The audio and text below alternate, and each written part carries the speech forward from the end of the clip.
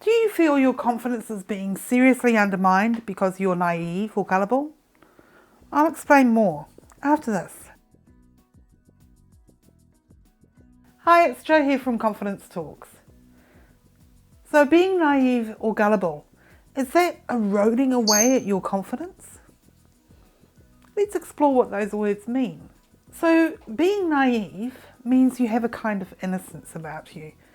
You lack knowledge in certain areas, usually social areas. It's by no means talking about your intelligence level though. Please do not think that if you are naive, you are of lesser intelligence. That is not the case. It just means you don't understand or have the knowledge in certain areas. These subjects are often things that we don't discuss in public, things that we keep private about ourselves and our bodies, etc. You know what I'm talking about? I certainly hope so, because I don't want to go into any more detail about it. But you get the idea. It's talking about those taboo subjects, those things that we don't often want discussed. So that's naivety. What about gullibility? If you're gullible, that means that you are far too trusting, that you have a tendency to believe what people tell you. Even if what they are telling you sounds too good to be true, and often it usually is, you have a tendency to believe that, and in the process you end up losing financially, or losing some of your trust, or just losing your confidence. So that's being gullible. Now, unfortunately, because there are plenty of people out there who do take advantage of your naivety or your gullibility, we can't change all of them. In fact, we'll be very lucky to change even one. But we can change who we are.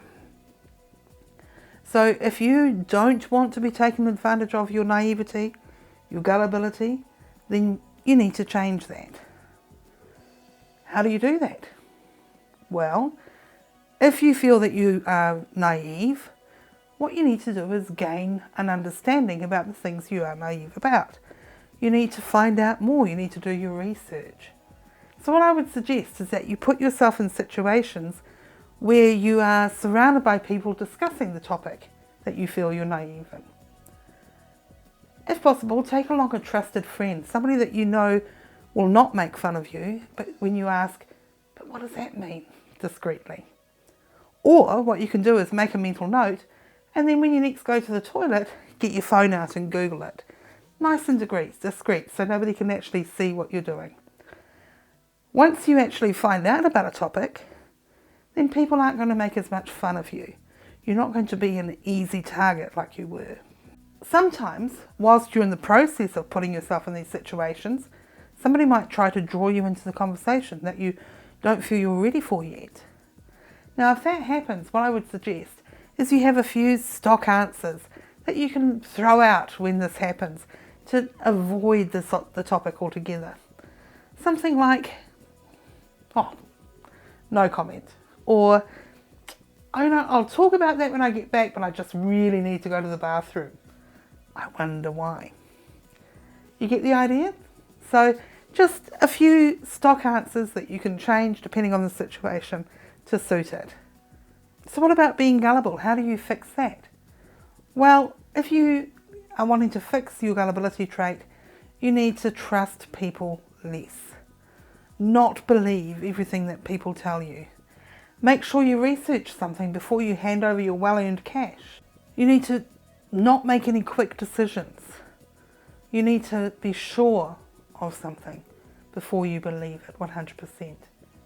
Check it out with somebody who you can trust.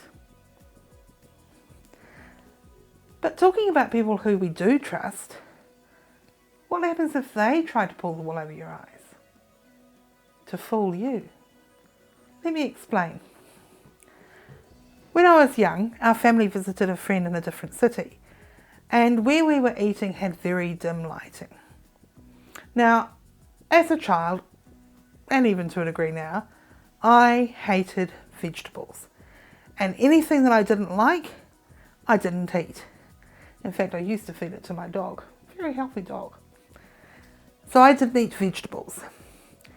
Anyway, when my food arrived, my mashed potatoes were orange. Now, I wasn't a dumb kid. I knew that potatoes were white. They were not orange. So I questioned my mother. Mum, how come these potatoes are orange? She says, that's all right, dear. It's the lighting. That's why. It's just because the lighting's so dim. So, giving her the benefit of the doubt, I smothered my potatoes in tomato sauce, ketchup for you Americans, and then I tried a little bit, just a tiny, tiny bit.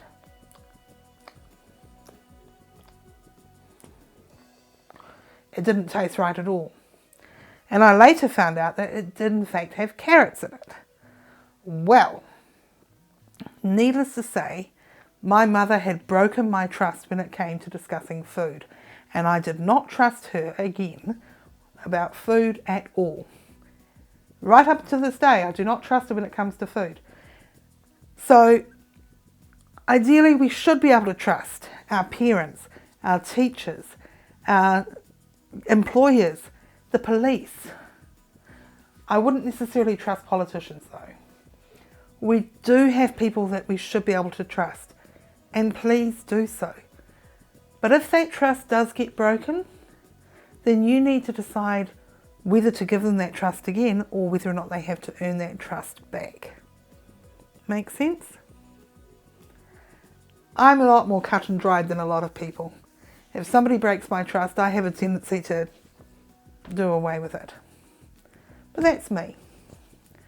Okay, so I hope you have learned something in this video about how to deal with being naive or gullible so that it doesn't affect your confidence, that it doesn't undermine your confidence.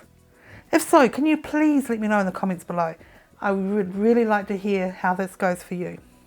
Also, if you like the video, please hit the like button and subscribe to the channel, making sure you hit that wee bell icon so you get notified when I next upload videos. I upload my videos on Saturday mornings New Zealand time, so check that out. I think it's GMT plus 12 or 13. We're just coming up to daylight savings, so that's going to change slightly. Until next time.